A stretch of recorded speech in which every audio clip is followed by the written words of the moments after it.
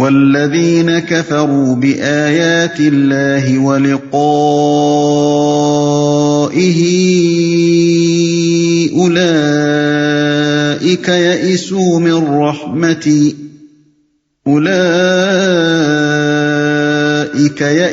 من رحمتی وَأُولَئِكَ لَهُمْ عَذَابٌ أَلِيمٌ۔ جن لوگوں نے اللہ کی آیات کا اور اس سے ملاقات کا انکار کیا ہے وہ میری رحمت سے مایوس ہو چکے ہیں اور ان کے لیے دردناک سزا ہے۔ رحمت سے مایوس ہو چکے ہیں یعنی ان کا کوئی حصہ میری رحمت میں نہیں ہے، ان کے لیے کوئی گنجائش اس امر کی نہیں ہے کہ وہ میری رحمت میں سے حصہ پانے کی امید رکھ سکیں۔ ظاہر بات ہے کہ جب انہوں نے اللہ کی آیات کو ماننے سے انکار کیا تو خود بخود ان وعدوں سے فائدہ اٹھانے کے حق سے بھی وہ دستبردار ہو گئے جو اللہ تعالیٰ نے ایمان لانے والوں سے کیے ہیں۔ پھر جب انہوں نے آخرت کا انکار کیا اور یہ تسلیم ہی نہ کیا کہ انہیں کبھی اپنے خدا کے حضور پیش ہونا ہے تو اس کے معنی یہ ہے کہ انہوں نے خدا کی بخشش و مغفرت کے ساتھ کوئی رشتہ امید سرے سے وابستہ ہی نہیں کیا ہے۔ اس کے بعد جب اپنی توقعات کے خلاف وہ عالم آخرت میں آنکھیں کھولیں گے اور اللہ کی ان آیات کو بھی اپنی آنکھوں سے سچا اور برحق دیکھ لیں گے جنہیں وہ جھٹلا چکے تھے، تو کوئی وجہ نہیں کہ وہاں وہ رحمت الہی میں سے کوئی حصہ پانے کے امیدوار ہو سکیں۔ فما كان جواب قومه إلا أن قالوا اقتلوه أو حرقوه فأنجاه الله من النار إن في ذلك لآيات لقوم يؤمنون۔ پھر اس کی قوم کا جواب اس کے سوا کچھ نہ تھا کہ انہوں نے کہا قتل کر دو اسے یا جلا ڈالو اس کو۔ آخر کار اللہ نے اسے آگ سے بچا لیا۔ یقیناً اس میں نشانیاں ہیں ان لوگوں کے لیے جو ایمان لانے والے ہیں۔ پھر یہاں سے پھر سلسلہ کلام حضرت ابراہیم علیہ السلام کے قصے کی طرف بڑھتا ہے۔ جلا ڈالو اس کو، یعنی حضرت ابراہیم علیہ السلام کے معقول دلائل کا کوئی جواب ان کے پاس نہ تھا۔ ان کا جواب اگر تھا تو یہ کہ کاٹ دو اس زبان کو جو حق بات کہتی ہے اور جینے نہ دو اس شخص کو جو ہماری غلطی ہم پر وعدے کرتا ہے اور ہمیں اس سے بعد آنے کے لیے کہتا ہے۔ قتل کر دو یا جلا ڈالو کے الفاظ سے یہ بات ظاہر ہوتی ہے کہ پورا مجمع اس بات پر تو متفق تھا کہ حضرت ابراہیم علیہ السلام کو ہلاک کر دیا جائے، البتہ ہلاک کرنے کے طریقے میں اختلاف تھا۔ کچھ لوگوں کی رائے یہ تھی کہ قتل کیا جائے اور کچھ کی رائے یہ تھی کہ زندہ جلا دیا جائے تاکہ ہر اس شخص کو عبرت حاصل ہو جسے آئندہ کبھی ہماری سرزمین میں حقوی کا جنون لاحق ہو۔ آگ سے بچا لیا۔ اس فقرے سے خود بخود یہ بات نکلتی ہے کہ ان لوگوں نے آخرکار حضرت ابراہیم علیہ السلام کو جلانے کا فیصلہ کیا تھا اور وہ آگ میں پھینک دیے گئے تھے۔ یہاں بات صرف اتنی کہی گئی ہے کہ اللہ تعالیٰ نے ان کو آگ سے بچا لیا، لیکن سورۃ الانبیاء میں صراحت کے ساتھ فرمایا گیا ہے کہ آگ اللہ تعالیٰ کے حکم سے حضرت ابراہیم علیہ السلام کے لیے ٹھنڈی اور غیر مضر ہو گئی۔ قلنا یا نار کونی بردم وسلاما علی ابراہیم، آیت 69، یعنی ہم نے کہا کہ اے آگ ٹھنڈی ہو جا اور سلامتی بن جا ابراہیم پر۔ ظاہر ہے کہ اگر ان کو آگ میں پھینکا ہی نہ گیا ہو تو آگ کو یہ حکم دینے کے کوئی معنی نہیں ہے کہ تو ان پر ٹھنڈی ہو جا اور ان کے لیے سلامتی بن جا۔ اس سے یہ بات صاف طور پر ثابت ہوتی ہے کہ تمام اشیاء کی خاصیتیں اللہ تعالیٰ کے حکم پر مبنی ہیں اور وہ جس وقت جس چیز کی خاصیت کو چاہے بدل سکتا ہے۔ معمول کے مطابق آگ کا عمل یہی ہے کہ وہ جلائے اور ہر آتش پذیر چیز اس میں پڑ کر جل جائے، لیکن آگ کا یہ معمول اس کا اپنا قائم کیا ہوا نہیں ہے بلکہ خدا کا قائم کیا ہوا ہے، اور اس معمول نے خدا کو پابند نہیں کر دیا ہے کہ وہ اس کے خلاف کوئی حکم نہ دے سکے۔ وہ اپنی آگ کا مالک ہے، کسی وقت بھی وہ اسے حکم دے سکتا ہے کہ وہ جلانے کا عمل چھوڑ دے، کسی وقت بھی وہ اپنے ایک اشارے سے آتش کدے کو گلزار میں تبدیل کر سکتا ہے۔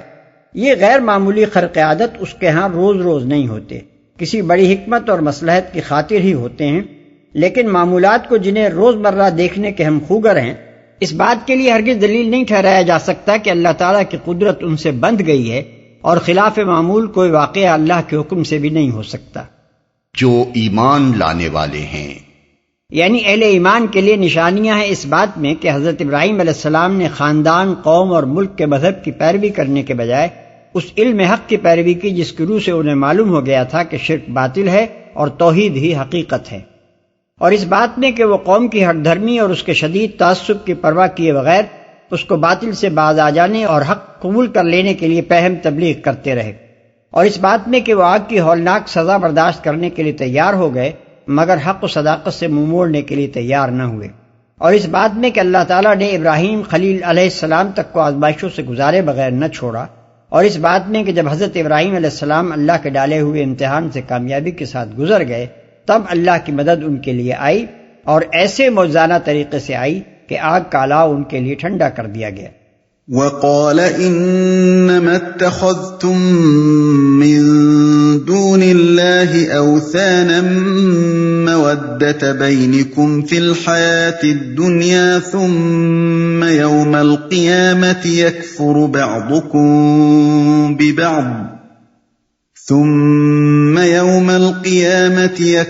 بعضكم ببعض ويلعن بعضكم بعضا ومأواكم النار وما لكم من ناصرين۔ اور اس نے کہا تم نے دنیا کی زندگی میں تو اللہ کو چھوڑ کر بتوں کو اپنے درمیان محبت کا ذریعہ بنا لیا ہے، مگر قیامت کے روز تم ایک دوسرے کا انکار اور ایک دوسرے پر لعنت کرو گے، اور آگ تمہارا ٹھکانہ ہوگی اور کوئی تمہارا مددگار نہ ہوگا۔ اس نے کہا، سلسلہ کلام سے مترشح ہوتا ہے کہ یہ بات آگ سے بسلامت نکل آنے کے بعد حضرت ابراہیم علیہ السلام نے لوگوں سے فرمائی ہوگی، محبت کا ذریعہ بنا لیا ہے، یعنی تم نے خدا پرستی کے بجائے بت پرستی کی بنیاد پر اپنی اجتماعی زندگی کی تعمیر کر لی ہے جو دنیاوی زندگی کی حد تک تمہارا قومی شیرازہ باندھ سکتی ہے، اس لیے کہ یہاں کسی عقیدے پر بھی لوگ جمع ہو سکتے ہیں، خواہ حق ہو یا باطل،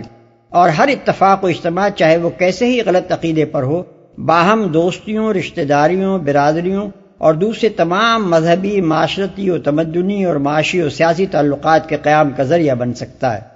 لعنت کرو گے، یعنی عقیدہ باطلہ پر تمہاری یہ حیات اجتماعی آخرت میں بنی نہیں رہ سکتی، وہاں آپس کی محبت، دوستی، تعاون، رشتہ داری اور عقیدت و ارادت کے صرف وہی تعلقات برقرار رہ سکتے ہیں جو دنیا میں خدا واحد کی بندگی اور نیکی و تقویٰ پر قائم ہوئے ہوں گے۔ کفر و شرک اور گمراہی و بدراہی پر جڑے ہوئے سارے رشتے وہاں کٹ جائیں گے، ساری محبتیں دشمنی میں تبدیل ہو جائیں گی، ساری عقیدتیں نفرت میں بدل جائیں گی، بیٹے اور باپ، شوہر اور بیوی، پیر اور مرید تک ایک دوسرے پر لعنت بھیجیں گے، اور ہر ایک اپنی گمراہی کی ذمہ داری دوسرے پر ڈال کر پکارے گا کہ اس ظالم نے مجھے خراب کیا، اس لیے اسے دوہرا عذاب دیا جائے۔ یہ بات قرآن مجید میں متعدد مقامات پر فرمائی گئی ہے، مثلا سورہ زخرف میں فرمایا، الأخلاء يومئذ بعضهم لبعض عدو إلا المتقين، آیت 67، یعنی دوست اس روز ایک دوسرے کے دشمن ہو جائیں گے سوائے متقین کے۔ سورہ اعراف میں فرمایا، كلما دخلت أمة لعنت أختها حتى إذا اداركوا فيها جميعا قالت أخراهم لأولاهم ربنا هؤلاء أضلونا فآتهم عذابا ضعفا من النار، آیت 38، یعنی ہر گروہ جب جہنم میں داخل ہوگا تو اپنے پاس والے گروہ پر لعنت کرتا ہوا داخل ہوگا، حتیٰ کہ جب سب وہاں جمع ہو جائیں گے تو ہر بعد والا گروہ پہلے گروہ کے حق میں کہے گا کہ اے ہمارے رب، یہ لوگ تھے جنہوں نے ہمیں گمراہ کیا، لہذا انہیں آگ کا دوہرا عذاب دے۔ اور سورہ احزاب میں فرمایا، وَقَالُوا رَبَّنَا إِنَّا أَطَعْنَا سَادَتَنَا وَكُبَرَاءَنَا فَأَضَلُّونَا السَّبِيلَ رَبَّنَا آتِهِمْ ضِعْفَيْنِ مِنَ الْعَذَابِ وَالْعَنْهُمْ لَعْنًا كَبِيرًا، آیت 67 اور 68۔ اور وہ کہیں گے، اے ہمارے رب، ہم نے اپنے سرداروں اور بڑوں کی اطاعت کی اور انہوں نے ہم کو راہ سے بے راہ کر دیا، اے ہمارے رب تو انہیں دوہری سزا دے اور ان پر سخت لعنت فرما۔ فآمن له لوط وقال إني مهاجر إلى ربي إنه هو العزيز الحكيم۔ اس وقت لوط نے اس کو مانا اور ابراہیم نے کہا، میں اپنے رب کی طرف ہجرت کرتا ہوں، وہ زبردست ہے اور حکیم ہے۔ لوط نے اس کو مانا۔ ترتیب کلام سے ظاہر ہوتا ہے کہ جب حضرت ابراہیم علیہ السلام آگ سے نکل آئے اور انہوں نے اوپر کے فقرے ارشاد فرمائے اس وقت سارے مجمع میں صرف ایک حضرت لوط علیہ السلام تھے جنہوں نے آگے بڑھ کر ان کو ماننے اور ان کی پیروی اختیار کرنے کا اعلان کیا۔ ہو سکتا ہے کہ اس موقع پر دوسرے بہت سے لوگ بھی اپنے دل میں حضرت ابراہیم علیہ السلام کی صداقت کے قائل ہو گئے ہوں، لیکن پوری قوم اور سلطنت کی طرف سے دین ابراہیم کے خلاف جس غضبناک جذبے کا اظہار اس وقت سب کی آنکھوں کے سامنے ہوا تھا، اسے دیکھتے ہوئے کوئی دوسرا شخص ایسے خطرناک حق کو ماننے اور اس کا ساتھ دینے کی جرأت نہ کر سکا۔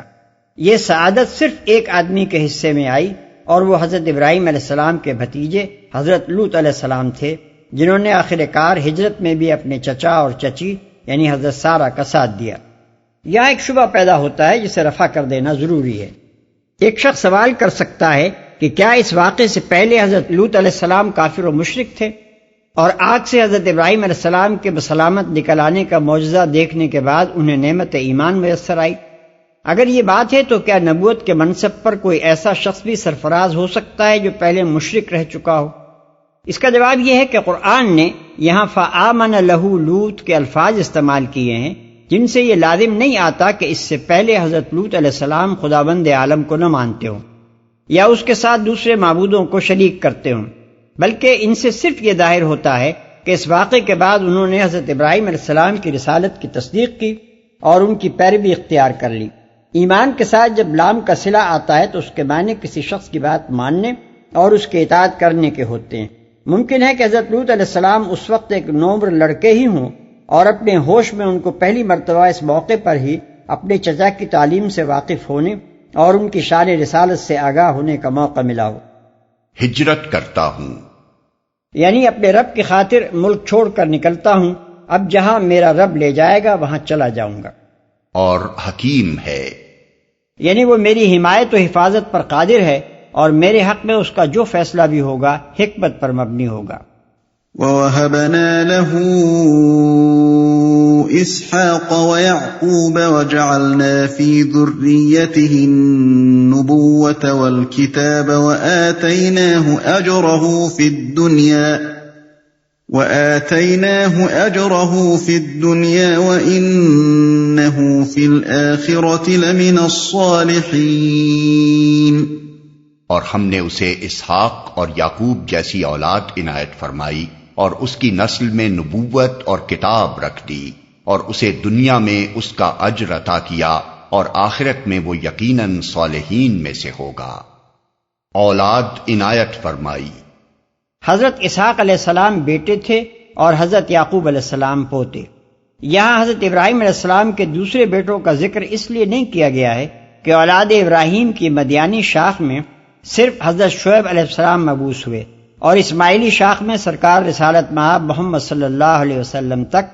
2500 سال کی مدت میں کوئی نبی نہیں آیا۔ اس کے برعکس نبوت اور کتاب کی نعمت حضرت عیسیٰ علیہ السلام تک مسلسل اس شاخ کو عطا ہوتی رہی جو حضرت اسحاق علیہ السلام سے چلی تھی۔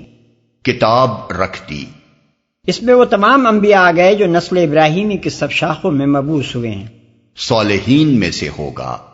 مقصود بیان یہ ہے کہ بابل کے وہ حکمران اور پنڈت اور پروہت جنہوں نے ابراہیم علیہ السلام کی دعوت کو نیچا دکھانا چاہا تھا